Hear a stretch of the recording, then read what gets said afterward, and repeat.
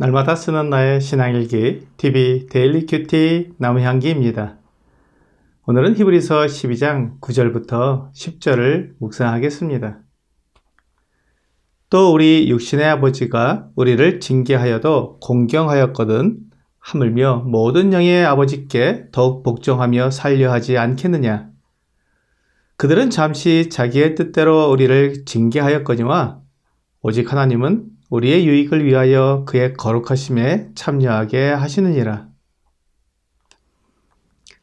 믿는 그리스도인들이 고난을 당하고 어려움을 겪는 것을 하나님께서 징계하시는 것으로 표현하고 있습니다. 징계는 잘못에 대한 벌이라고 생각이 드는 용어입니다. 그래서 징계라는 표현보다는 훈계라는 표현이 더 낫다고 생각이 듭니다. 이것은 부모가 자녀를 양육할 때 꼭 잘못을 해서 벌을 하는 것보다는 모든 면에서 올바로 생활하도록 가르치고 바로잡는 것을 말하기 때문입니다. 하나님은 부모에게 자녀를 잘 양육하도록 맡기셨습니다. 잠언 22장 6절은 마땅히 행할 길을 아이에게 가르치라. 그리하면 늙어도 그것을 떠나지 아니하리라 라고 말씀하고 있습니다.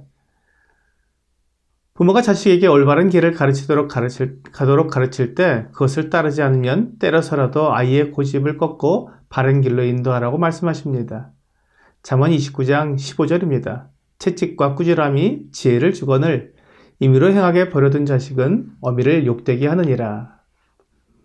성경은 어려서 이러한 그 자녀 교육에 실패한 예를 담고 있습니다. 사무엘상에 나오는 제사장 엘리의 예가 그것입니다. 사무엘상 2장 29절은 너희는 어찌하여 내가 내 처소서 명령한 내 제물과 예물을 밟으며 내 아들들을 나보다 더 중히 여겨 내 백성 이스라엘이 드리는 가장 좋은 것으로 너희들을 살찌게 하느냐라고 말씀하고 있습니다. 엘리의 두 아들 홈리와 비느하스가 제사장으로 섬기면서 여호와의 제사를 멸시했습니다.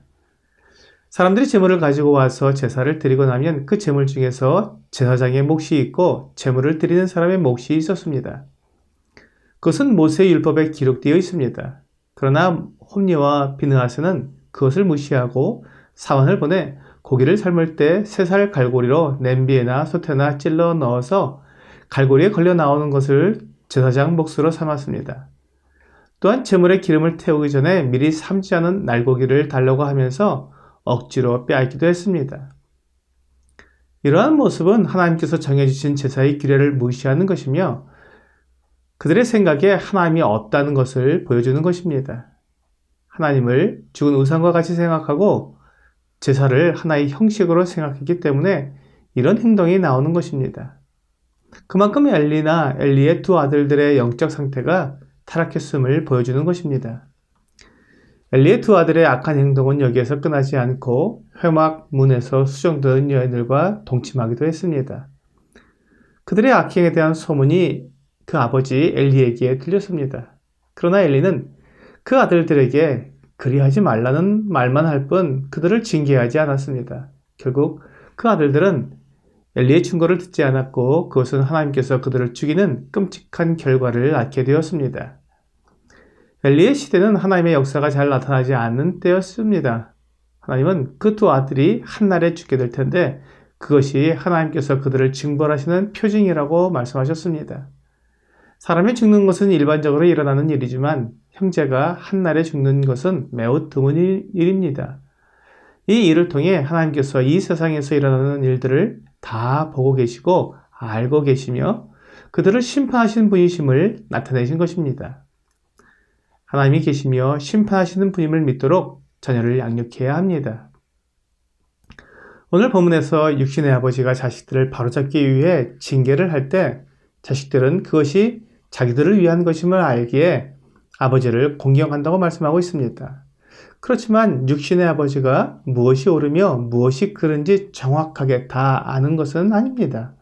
그들이 알고 있는 것 중에는 옳지 않은 것도 있을 것입니다. 이것이 인간 부모의 한계입니다. 모든 진리를 알지 못하고 모든 상황을 다 알지 못하기에 자식을 진리로 인도하지 못할 수도 있는 것입니다. 그렇지만 자식들은 그 부모를 존경하고 사랑합니다. 부모의 마음을 알기 때문입니다. 이와 같이 하나님도 그 사랑하는 자를 징계합니다. 하나님은 진리의 하나님이시기 때문에 진리로 인도하십니다. 하나님은 모든 상황을 다 아시기 때문에 오해하거나 실수하지 않으십니다. 그래서 우리를 징계하실 때 그것은 완전한 것이고 결코 억울하거나 잘못된 것이 없습니다. 그러므로 하나님의 징계를 하나님의 사랑으로 이해할 수 있습니다.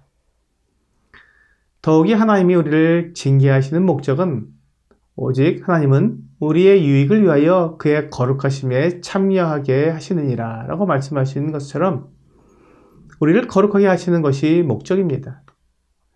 하나님은 그 아들 예수 그리스도를 우리를 위해 십자가에 내어주심으로 우리를 거룩하게 하셨습니다. 골로새서 1장 21절과 22절은 전에 악한 행실로 멀리 떠나 마음으로 원수가 되었던 너희를 이제는 그의 육체의 죽음으로 말미암아 화목하게 하사 너희를 거룩하고 흠없고 책망할 것이 없는 자로 그 앞에 세우고자 하셨으니 라고 말씀하고 있습니다. 이것이 하나님의 마음입니다. 하나님은 우리를 괴롭히고 징벌하기 위해 우리를 고난 가운데 두실 것이 아닙니다. 그 고난을 통해 모든 더러운 것과 악한 것을 다 제하여서 우리를 거룩하게 하시려는 것입니다. 이사야 1장 22절은 내 은은 찌꺼기가 되었고 내 포도주에는 물이 섞였도다 라고 말씀하시면서 이스라엘 백성들이 거룩하지 못함을 지적하셨습니다. 그리고 그 찌꺼기와 혼자물을 제거해 버리겠다고 말씀하십니다. 25절입니다. 내가 또 내 손을 내게 돌려 내 찌꺼기를 잿물로 씻듯이 녹여 청결하게 하며 내 혼잣물을 다 제하여 버리고 이 일을 이루시기 위하여 패역한 자와 여호와를 버린 자들은 멸망하게 될 것이라고 말씀하셨습니다. 하나님은 구약 시대에나 신약 시대에나 하나님께 속한 사람들이 거룩하게 되도록 그 더러운 것과 악한 것을 제하여 버리십니다. 이렇게 하기 위해 고난이 필요한 것입니다. 에베소서 5장 26절과 27절은 이는 곧 물로 씻어 말씀으로 깨끗하게 하사 거룩하게 하시고 자기 앞에 영광스러운 교회로 세우사 티나 주름 잡힌 것이나 이런 것들이 없이 거룩하고 흠이 없게 하려 하심이라 라고 말씀하시므로 교회에 대한 하나님의 뜻도 거룩하고 흠이 없게 되는 것임을 말씀해 주셨습니다. 하나님께서 우리에게 두신 뜻은 하나님처럼 거룩하게 되는 것입니다. 오늘의 적용 질문을 보겠습니다. 하나님께서 나를 거룩하게 하시기 원하신다는 것을 어떻게 알 수 있습니까? 하나님께서 창세전부터 사람에 대한 계획을 가지실 때 하나님과 함께 영원히 거하기를 원하셨다는 것을 알기 때문입니다. 사람이 거룩하지 않으면 하나님과 함께 거할 수 없습니다. 그러므로 하나님은 처음부터 우리를 거룩하게 하실 계획을 가지신 것입니다. 오늘 하나님께서 사람을 지으실 때부터 거룩하게 하기를 원하셨다는 것을 알고 고난을 통해 거룩함을 이루는 여러분과 제가 되기를 주 예수님의 이름으로 기도합니다.